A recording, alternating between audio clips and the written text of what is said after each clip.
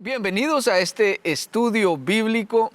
Nos reunimos, mi nombre es Luis López, mi esposa Sandy, y estamos reunidos para estudiar Romanos capítulo 14.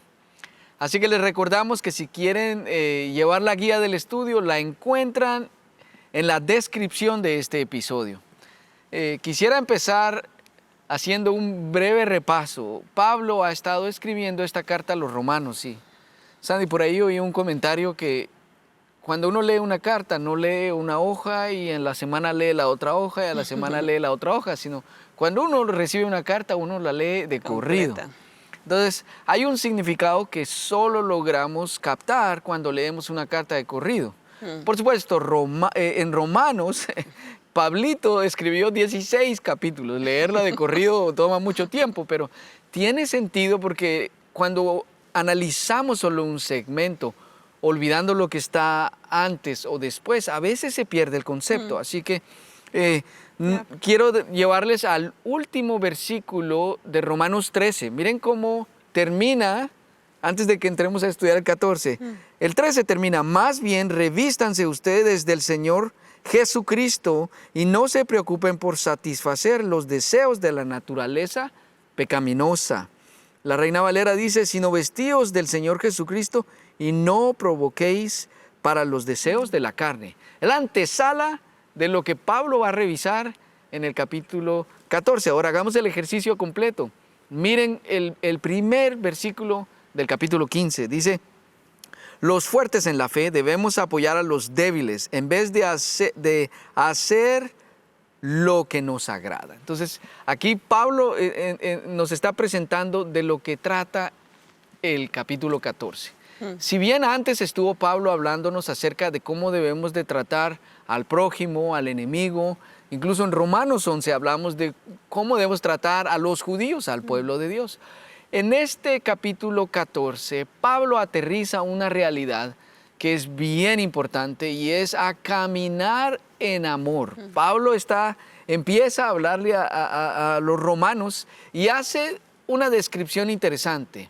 Se refiere a dos grupos. Durante todo el capítulo voy a hablar de estos dos grupos. El grupo de los débiles. Pablo habla acerca de dos grupos en capítulo 14. El primer grupo es el grupo de los débiles y el segundo grupo es el grupo de los fuertes en la fe. Ahora, aquí no está hablando de que son débiles de carácter o débiles en sus convicciones, sino está hablando de la debilidad en la libertad de la conciencia. Y esto es lo que pasa. Los que llaman débiles son realmente judíos viviendo en Roma. Ahora, si nos ponemos a pensar, Sandy, porque tenemos que ser francos, los judíos estuvieron sujetos a tradiciones, a ceremonias, a una dieta estricta. Ahora, al venir aquí a Cristo, todo eso es removido. Ahora, si te pones a pensar, 20 años practicando una dieta, al 21 tú recibes a Cristo y se te revela que ya no es necesario esa dieta para la salvación. ¿Será que va a ser fácil o difícil cambiar esa costumbre que tenían por tantos años? Eran débiles porque en su conciencia se sentían culpables por comer sin guardar la dieta que por tantos años habían guardado. En ese sentido y en ese enfoque son considerados los cristianos débiles. Por otro lado, los cristianos fuertes estaban constituidos por el grupo de gentiles que vivían en Roma, que anteriormente habían sido idólatras, habían vivido para, qué sé yo, cualquier religión, pero viniendo a Cristo, entonces a ellos se les hizo muy fácil. Mire, yo antes comía esta carne sacrificada a un ídolo, pero si yo ya no creo en los ídolos, sé que son falsos, eso a mí ya no me quita la paz, no me quita el sueño, yo puedo comer esa carne porque eso no es mi Dios. Entonces, a ellos se les llamaba fuertes porque en su conciencia ellos tenían una mayor fortaleza y ellos no tenían ningún problema en hacerlo porque no les afectaba sus convicciones. Y aquí viene el punto. Sandy, yo estaba pensando cómo podríamos traerlo a estos días. Yo estaba pensando primeramente en nosotros como padres, como maestros de niños. Creo que es bien importante que nosotros aterricemos este tema a nuestro contexto. ¿Cómo será el contexto tuyo? Va a verse diferente, pero el mío es, yo soy maestro de niños y soy padre. Entonces, podría decir que yo soy más fuerte en la fe, porque tengo más años en la fe que mi hijo. Ahora bien, no me puedo tomar yo la libertad de que yo soy maduro en la fe. Tengo ciertas licencias que tal vez mi hijo, que es débil en la fe, le puede causar tropiezo. Pablo está empezando a hacer la distinción en los dos grupos, en los dos equipos, pero trae a lo largo del capítulo, que es lo que vamos a ver hoy, ese balance y ese cuidado de que el propósito del capítulo no es qué grupo es el que está correcto, no es qué grupo tiene razón y cuál, no, sino cómo debemos vivir. Y el versículo Romanos 13:14 empieza: revistámonos de Cristo, revistámonos de amor. La realidad es que posiciones vamos a tener todo el tiempo. Y es más, resulta que en aspectos morales hay aspectos que Dios da instrucciones bastante claras en la palabra. No matarás, no robarás, no codiciarás. Hay ciertos aspectos, Andy, que Dios lo dice sin rodeos. No son negociables. No son negociables, son convicciones que tenemos que guardar y proteger. Ahora, hay una gama de situaciones que la Biblia no menciona. Son asuntos que no son elementales, no son esenciales, es la palabra. Entonces, a veces lo que Pablo estaba diciendo es que nos perdemos la amistad, perdemos las relaciones por debatir en asuntos que no son esenciales. Aquellos asuntos que moral y espiritualmente están claros, en eso tenemos que ser firmes. Pero todos los demás aspectos que no son esenciales no deberían causar discordia ni división. Y entonces, en el estudio que hicimos con Sandy, encontramos esta pregunta, y con esta quiero cerrar esta introducción. Quiero hacerte la siguiente pregunta. ¿Cómo tomar decisiones en relación a actitudes y acciones que no están descritas en forma específica en la Escritura? ¿Qué haces tú? ¿Cómo lo haces? ¿Qué directriz tomas para acciones y actitudes que la Biblia no dice de manera específica? Así que te paso la papa caliente, Sandra. Bueno, la verdad es que este capítulo trae respuestas claras también. Pablo se toma el tiempo de escribir para despejar inquietudes y para poner a todos, sin importar si son débiles o fuertes, en la misma página. Así que si iniciamos prestándole mucha atención al primer versículo de Romanos 14, dice: recibid al débil en la fe, pero no para contender sobre opiniones. En otra versión dice: reciban al que es débil en la fe, pero no para entrar en discusiones. Y me gusta que Pablo arranca haciendo la aclaración de que muchas de estas cosas de la gama que estabas hablando son cuestión de opinión. O sea, va a haber diferencias en nuestras opiniones en muchas cosas que tal vez la Biblia no detalla claramente. Entonces Pablo nos deja en claro que van a haber diferencias de opinión, pero dice dos verbos en este primer versículo que son súper claves. El primero es recibir. Dice: recibe a aquel que es débil en la fe. ¿Qué es lo que significa la palabra recibir? Significa aceptar. Aceptar en el sentido de que esa persona tiene el derecho de existir. Así que tenemos que darle la bienvenida, recibirlo con el deseo de tener con esa persona un compañerismo, a abrir nuestro corazón, estar dispuestos a tener una relación con ellos desde nuestro corazón, en una calidez de amor genuino, entendiendo que tenemos el derecho de ser diferentes o de pensar diferente en algunas cuestiones. El otro verbo que usa ese versículo es contender. Que la otra versión dice entrar en discusión. Dice: dale la bienvenida a aquel que es débil en la fe, pero no estés pensando que esa bienvenida es para entrar en debates de opinión o para contender. ¿Qué es lo que significa la palabra contender? Significa discutir, debatir, pelear o lanzar juicios. Así que no le damos la bienvenida al débil en la fe con el deseo de juzgarlo o de pelear con esa persona o de llegar a un punto de pensar que se trata de encontrar quién tiene la razón. Creo que es muy importante que nos demos cuenta de eso porque nos vamos a evitar, primero, convertir la iglesia o la comunidad de Cristo en un ring de boxeo, ¿no? En donde opiniones van y vienen y todo el tiempo nuestras reuniones se conviertan en un montón de debates de cosas que no nos llevan a ningún lugar y que lo único que hacen es contribuir a que haya división. Tampoco queremos convertir nuestras relaciones con las personas en discusiones que no dan fruto. Si hemos de invertir tiempo con la gente, si hemos de convivir, si hemos de abrirle nuestro corazón a las personas en ese calor de amor genuino que como familia nos debe unir, no es para discutir sin ningún fruto. La idea es que busquemos que realmente a la hora que estemos juntos, crezcamos juntos y que tampoco terminemos pensando que si somos fuertes en la fe tenemos el derecho a lanzar juicios contra las personas, ¿verdad? Entonces creo que hay varias preguntas que son muy claves en este versículo y la primera de ellas es ¿quién es débil? ¿Quién es débil y quién es fuerte? Creo que realmente si somos honestos, todos tenemos un poco de débiles y un poco de fuertes. Somos débiles en algunas cosas y fuertes en otras. Creo que todos estamos dentro de ese mismo rango. Obviamente en la medida que nuestra fe se hace sólida y que sacamos músculo espiritual, vamos fortaleciendo las debilidades. Por eso es importante que nosotros podamos autoevaluarnos continuamente y mirar en qué cosas yo soy fuerte, en qué cosas yo soy débil.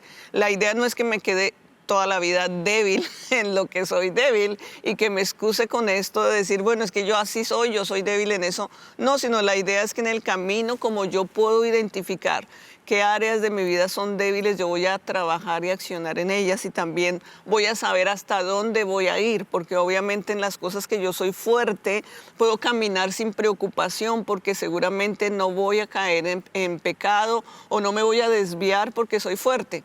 Pero en aquellas que soy débil, yo tengo que tener cuidado. Tengo que hacerme la pregunta continuamente, cada cosa que yo voy a hacer o a decir, ¿contribuye para mi bien? ¿Realmente influye positivamente en mí o me va a poner en una línea de riesgo? Creo que es muy valioso que nosotros nos demos cuenta de cómo estamos cada uno de nosotros y que no concluyamos que solo es el grupo de los fuertes y de los débiles, sino que realmente todos tenemos un poquito de las dos cosas y tenemos que aprender a sostenernos unos a otros. Tal vez en lo que Luis es débil, yo soy fuerte y podemos hacer equipo. Y así funciona también en la comunidad de fe.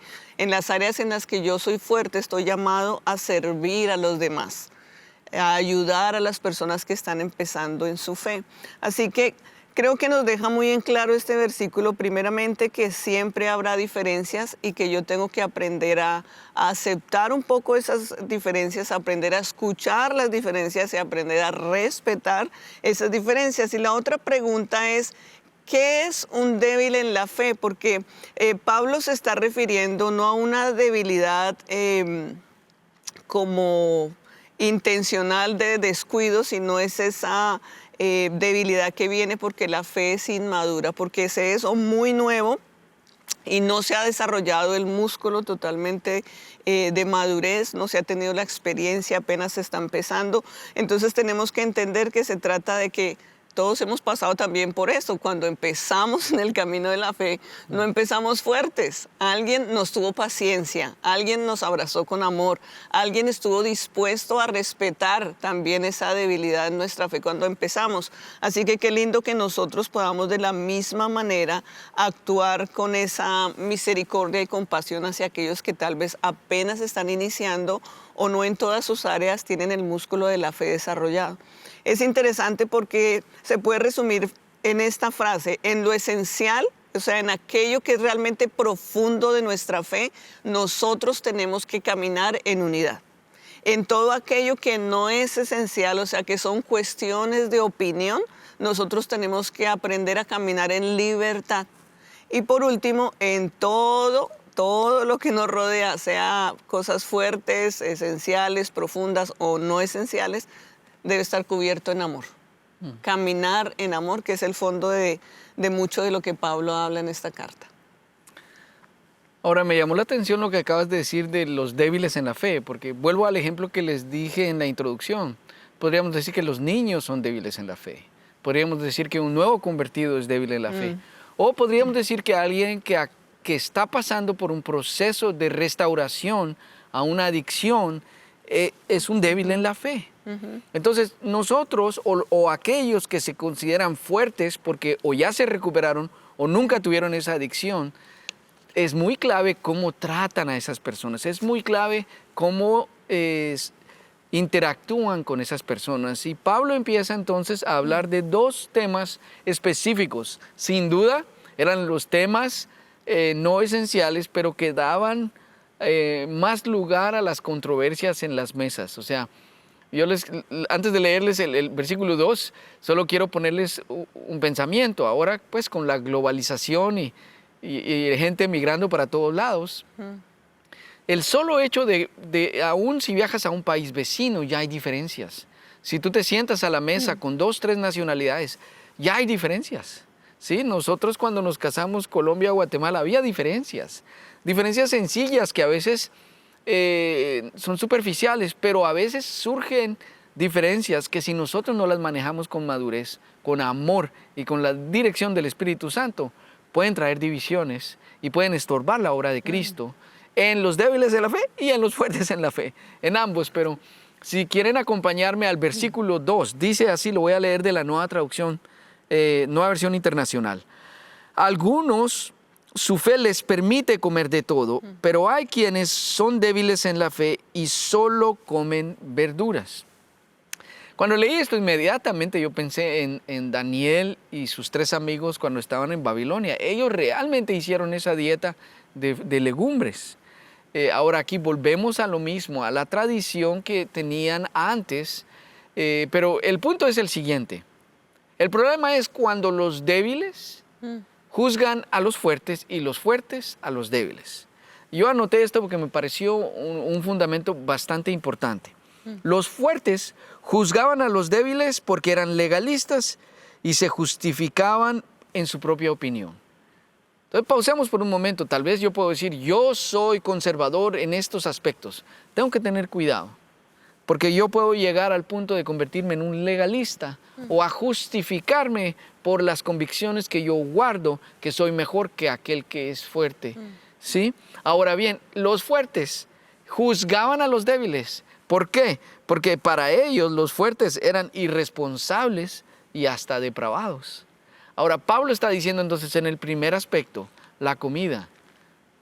Si yo como legumbres, yo no debo de criticar al que come carne, y el que come carne no debe de molestar al que come solo legumbres, déjelo tranquilo.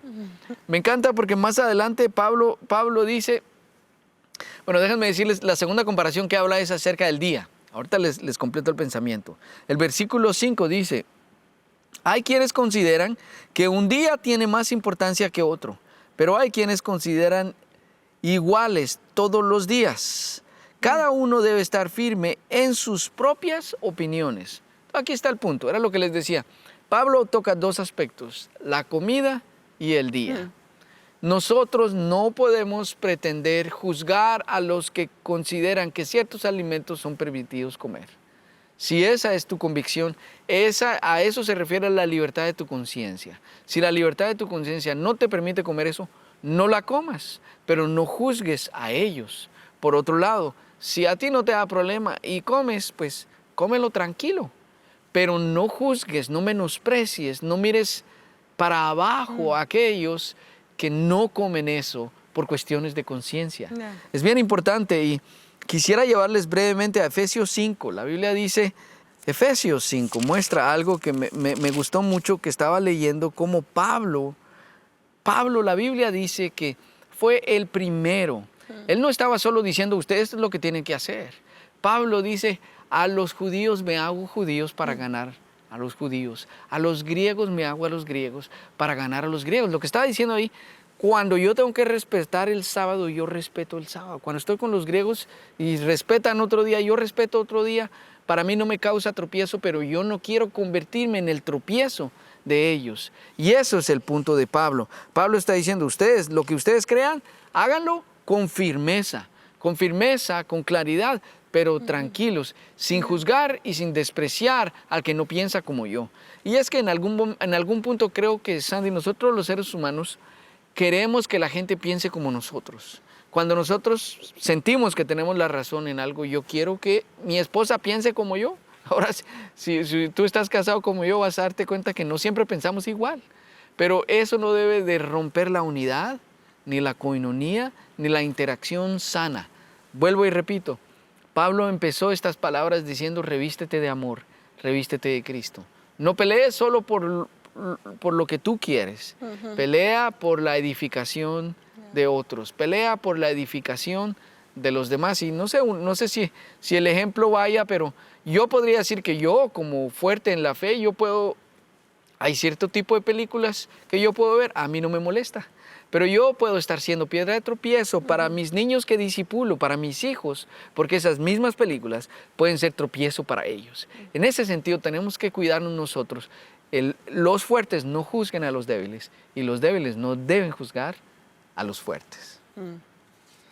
Bueno, entrando un poquito más adelante en el capítulo, en el verso 10 al 13, quiero leerles porque dice varias cosas bien claves también ahí en medio de lo que estamos hablando. Dice, pero tú, ¿por qué juzgas a tu hermano? O tú también, ¿por qué menosprecias a tu hermano? Porque todos compareceremos ante el tribunal de Cristo. Más adelantito dice, de manera que cada uno de nosotros dará cuenta a Dios de sí. Así que ya no nos juzguemos más los unos a los otros, sino más bien decidamos no poner tropiezo o ocasión de caer a un hermano. Creo que estos versículos dicen cosas muy valiosas que nos pueden llenar de tranquilidad si es que nos preocupa el llevar a las personas a ciertas opiniones que se parezcan más a las nuestras. En el fondo de todo hay dos principios aquí que son muy valiosos. El primero de ellos es que nosotros tenemos que tener en claro que todos un día daremos cuentas a Dios. Las cuentas no nos las damos entre nosotros, aunque muchas veces es realmente necesario también tener a alguien a quien yo le rindo cuentas y le pido dirección sobre mi vida. Pero la verdad es que lo que va a realmente importar es que un día cada uno de nosotros va a estar cara a cara con Cristo, dando cuentas. En el tribunal, allí en el juicio final, vamos a estar todos dando cuentas personales. Yo no voy a dar cuentas de nadie más, voy a dar cuentas mías. En ese momento yo no voy a decirle al Señor es que Él dijo, que no dijo, que sí dijo. No, se trata de mi convicción, se trata de mis cuentas a Dios y todos estaremos un día ahí. Por eso relaciona Pablo tan claramente el tema de juzgar. No juzguemos, no nos juzguemos unos a otros. ¿Por qué? Porque ese no es nuestro papel. Dios no nos puso aquí para juzgarnos, aún a pesar de que podemos tener diferencias y que en medio de esas diferencias pues tenemos derecho a expresar que yo pienso así, tú piensas así. En el fondo lo que está diciendo Pablo es no te metas a juzgar porque ese no es tu papel. El único que va a juzgar es Cristo al final del tiempo.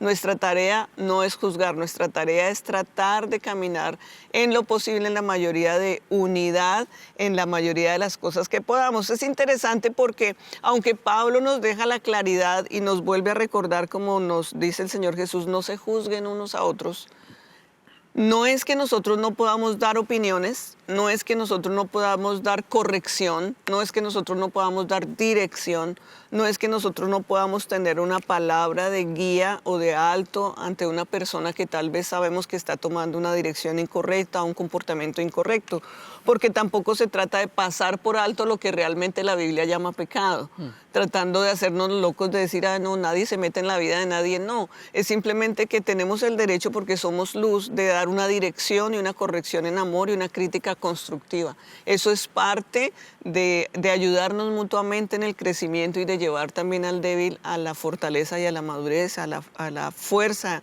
de un músculo espiritual desarrollado.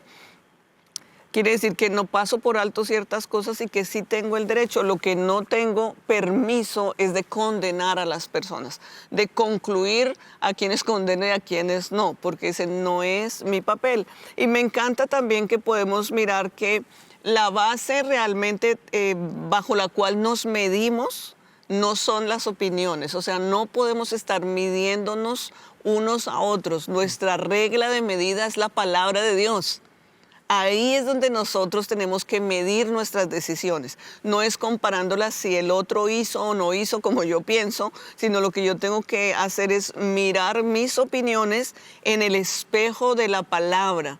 Porque en el fondo no se trata de opiniones, se trata de hacer la voluntad de Dios. Entonces, si yo no me mido con la palabra, yo voy a estar midiéndome con las diferencias que hay entre unos y otros. Pero si yo realmente estoy continuamente poniéndome como espejo a leer la palabra y escudriñar mi corazón, yo voy a poder darme cuenta también de qué tan maduras están siendo mis propias opiniones, ¿verdad? Así que creo que es hermoso poder concluir también en medio de todo esto que Pablo lo que está diciendo es: cobijémonos en amor, en ese amor que no solamente está preocupado porque se cumpla su propia opinión de algo, sino que está preocupado por no ser tropiezo al hermano. Creo que ese es el segundo principio tan valioso de este capítulo. Y es que en el fondo no se trata de que si pensamos o no igual, sino de llegar a esa madurez que me lleva a mí a accionar, no solamente pensando en lo que yo creo, en lo que a mí me parece, en lo que yo siento o en lo que yo me determino en mi corazón que es mi convicción, sino que yo actúe en amor para proteger a otras personas alrededor mío. Eso me parece muy profundo y muy valioso porque nuestro amor humano es egoísta. Nuestro amor humano es egocéntrico. Entonces vamos a tender a pelear de una manera egocéntrica en nuestras opiniones, cuando lo que realmente quiere Dios es que tengamos una fe madura que sabe caminar en un amor que no solamente piensa en sí mismo, sino que está diseñado para cubrir a otras personas, para proteger a otros, y que muchas veces yo me voy a restringir de hacer ciertas cosas porque amo a mi hermano y no quiero ocasionarle a él un motivo de caer o de tropezar. Creo que eso es muy valioso, preguntarme a mí mismo: lo que voy a hacer contribuye a que yo avance y también contribuye a que otro avance, o tal vez lo que yo voy a hacer o a decir va a causar tropiezo a las personas que están a mi alrededor. Creo que es una bonita manera de mirar que el verdadero amor de Cristo no solo piensa en sí mismo, sino que se desata como una cobertura sobre los demás. Y quisiera invitarlos a pensar, viajemos a una mesa donde solo comen legumbres. Viajemos a una mesa de veganos que están dando gracias a Dios por el alimento y honrando a Dios y agradeciéndolo. Pausemos esa escena. Vamos a otra escena donde hay solo carnívoros, ¿sí? Pero esos mismos carnívoros también están dando gracias a Dios, honrándolo y agradeciéndole la provisión. ¿Cuál mesa agrada a Dios? Las dos mesas agradan a Dios, porque están con el corazón para honrar a Dios. El problema es cuando las mesas empiezan a señalar. Ahí dejan de caminar en amor, dejan a caminar aprobadas. Entonces es importante. Pablo empieza entonces en el versículo 15, menciona algo que es bien importante. Dice, ahora bien, si tu hermano se angustia por causa de lo que comes, ya no te comportarás con amor. No destruyas, pues, por causa de la comida al hermano por quien Cristo murió. En una palabra, no den lugar a que se hable mal del bien que ustedes practican. Aquí Pablo empieza a decir algo bien interesante. Está diciendo, cuando yo hago algo deliberadamente o con el entendimiento que va a causar tropiezo a mi hermano. Porque si Cristo murió por él, si Cristo no lo echó a un lado, Cristo lo aceptó como tal, ¿quién somos nosotros para rechazarlo? ¿Quiénes somos nosotros para hacerlo a un lado y decir, tú no eres digno, tú no lo mereces, porque no piensas como yo, porque no comes como yo? Qué interesante es lograr entender eso, porque y en la mayor parte de las diferencias, el que es más fuerte espiritualmente siempre va a dar el paso. Siempre va a dar el paso. Escucha, porque no siempre que yo sea fuerte espiritualmente es el que siempre tenga la razón o el que siempre gane. A veces, el más fuerte y el más desarrollado espiritualmente es aquel que baja la cabeza y que vea la cruz de Cristo en medio de este proceso. ¿Cuál fue la cruz de Cristo? Es que Él murió a sí mismo para acercarnos al Padre. ¿Qué ejemplo tenemos que seguir nosotros? Morir a nuestras preferencias, morir a nuestros gustos, a nuestras comodidades, si eso hace que mi hermano se acerque al Padre. Ese debería ser el ejemplo que nosotros sigamos. No poner como prioridad es que a mí me gusta, es que es mi preferencia, es que yo siempre lo hago así, sino poner nosotros el mismo corazón de Cristo, de estar dispuestos a sacrificar a nuestras preferencias para que nuestro hermano tenga más cercanía al Padre, no encuentre tropiezo. Y me parece tremendo el versículo 16. En una palabra, no den lugar a que se hable mal del bien que ustedes practican. ¡Wow! O sea que cuando nosotros hacemos el bien, tenemos que hacerlo hasta con el corazón 100% correcto, sabiendo, no con segundas intenciones, o diciendo, no, es que yo siempre hago esto y yo sé que esto va a ofender a mi hermano. No, nunca. El Señor pone primero. ¿Cómo resumió la ley y los profetas? Ama al Señor tu Dios con todo tu corazón y a tu prójimo como a ti mismo. Entonces, en el orden de prioridades siempre debe ir Dios, luego el prójimo y de tercero, Miguelito, yo. No es al revés, no es yo primero, luego Dios y luego el prójimo, o si me da tiempo el prójimo. Qué importante es eso, porque a veces en realidad nosotros podemos ver alrededor del mundo, el panorama mundial. Hay mucha gente que por actitudes de ciertos grupos cristianos han cerrado su mente, han cerrado sus fronteras para que la palabra de Dios entre y que el cristianismo sea proclamado por algunas personas que no han sabido manejar esas diferencias, por algunas personas que no han puesto su amor. Por último, quiero hacer referencia, Sandy, en Hechos 15. Hechos 15 fue aquella corte donde en Jerusalén empezaron a hablar, miren, allá en la iglesia, en Antioquia, allá hay cristianos, están viviendo comprometidos y los judíos querían obligarles a practicar todas las tradiciones judías, las ceremonias y la dieta. Así que Pablo tuvo que ir a entrevistarse con ellos para decirles, ellos no necesitan cumplir todo esto. ¿Sí? Entonces, y no sé, solo un pequeño paréntesis. Recuerden que los judíos tenían más de 600 leyes. Era un compendio comprendido por leyes civiles, leyes ceremoniales y leyes morales. Entonces, las primeras dos, las civiles y ceremoniales, no debemos nosotros practicarlas porque ya estamos en Cristo. Las leyes morales sí. Entonces, en Hechos 15 termina la discusión y dicen, ok, que ellos no tienen que practicar todas las leyes civiles ni ceremoniales, pero sí las morales. Y además deben de 3 cosas específicas, dijeron. No deben de comer carne con sangre ni de animales estrangulados. Deben de abstenerse de la inmoralidad sexual. Entonces, la iglesia fue clara desde ese momento. Entonces, cuando volvió a surgir esto, y nuevamente lo que pasaba, Sandy, es que cuando se sacrificaba carne a ídolos para honrarlos, ciertas partes del animal se consumían. El resto se enviaba al mercado para la venta. Curiosamente, la carne que era ofrecida a ídolos tenía un descuento adicional a la otra carne. Entonces, pues yo me imagino que toda la vida la gente busca lo más barato sin afectarle su conciencia. Entonces, vuelvo al punto y cierro esta intervención con esto. Yo puedo ser el fuerte, pero yo tengo que dar cada paso con el entendimiento y la revelación que si yo soy fuerte en la fe, mis acciones, mis palabras, mis actos van a tener una influencia poderosa en los débiles en la fe.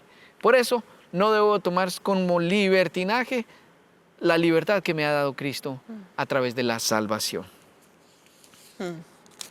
Bueno, estamos entrando a la última recta de este capítulo, los últimos versículos, Pero qué importante es eso que mencionaste, porque Cristo nos ha dado una libertad, pero con esa libertad viene una responsabilidad. No es tomar a la ligera y sentir que porque tengo la libertad, entonces yo puedo hacer A, B, C o D, porque la Biblia no lo llama pecado literalmente, sino que yo tengo que desarrollar a raíz de la libertad que Cristo me da. Yo debo desarrollar un sentido de responsabilidad en cada una de las cosas que yo pienso, hablo o hago, porque es una cuestión también de conciencia delante de Dios. Interesantemente, en el versículo 19 dice, la Reina Valera lo dice de la siguiente manera, dice, así que sigamos lo que contribuye a la paz y a la mutua edificación. La Nueva Versión Internacional, este nuevo versículo lo dice, por lo tanto, esforcémonos por promover todo lo que conduzca a la paz y a la mutua edificación. Me gusta porque está haciendo énfasis aquí en una palabra clave y es edificación.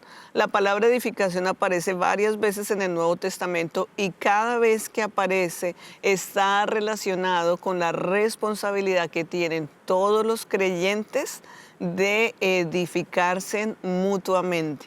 La edificación no compete solamente a algunas personas, o sea, no es solo los que están llamados al liderazgo o los pastores o los misioneros, no es solo algunos que han sido llamados a contribuir a la edificación, sino que la palabra aquí en este capítulo en específico está diciendo claramente: todos hemos sido llamados a contribuir a la paz y a contribuir a la mutua edificación. Quiere decir, yo tengo que esforzarme, así como lo traduce la Nueva Versión Internacional, yo tengo que esforzarme en promover todo aquello que produce edificación mutua.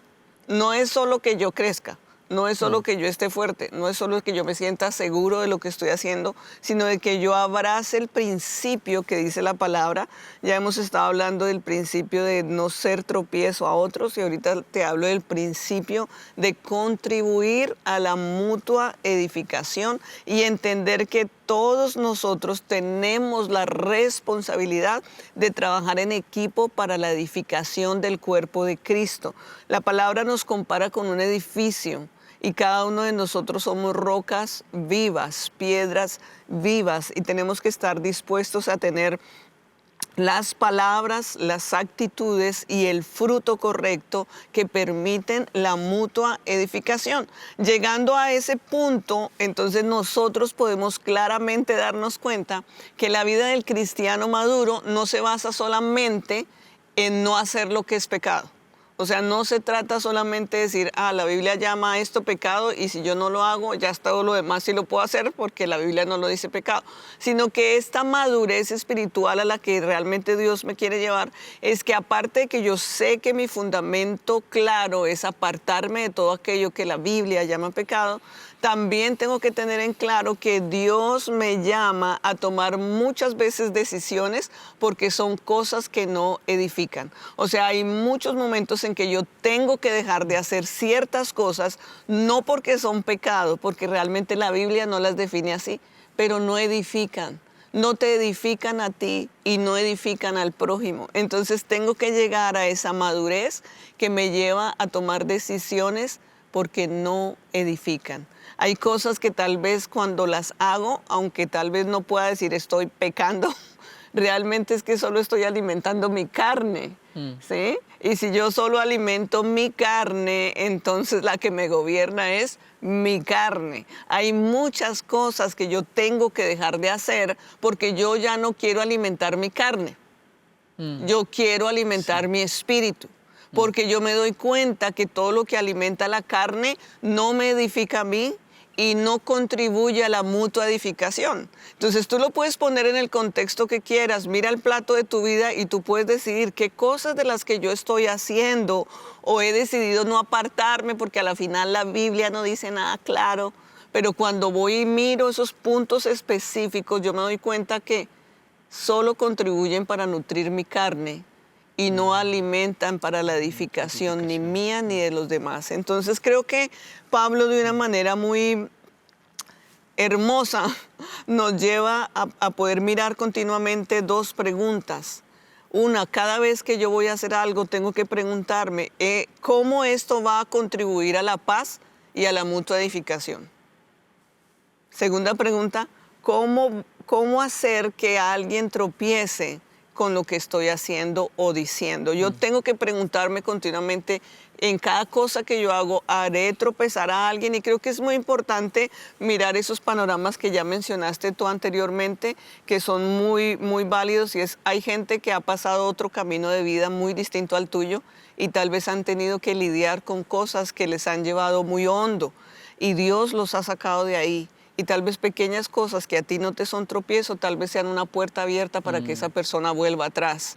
Entonces no tenemos que hacer eso. Segundo, hay personas que por juventud son mucho menos maduras que nosotros y dependen de nuestros correctos criterios y que no seamos personas inconsistentes, sino que realmente lo que creemos, eso es lo que vivimos aquí en la iglesia, fuera de la iglesia, en la casa, en el trabajo, porque nuestras inconsistencias pueden ser un tropiezo para nuestros hijos, pueden ser un tropiezo para la gente que trabaja con nosotros, puede ser un tropiezo para todo aquel que no es maduro en la fe. Y en el fondo, la conclusión del último principio y el más valioso de todos es que nuestra búsqueda no es solamente debatir en opiniones, sino se trata de buscar cuál es la voluntad de Dios en todo lo que hago.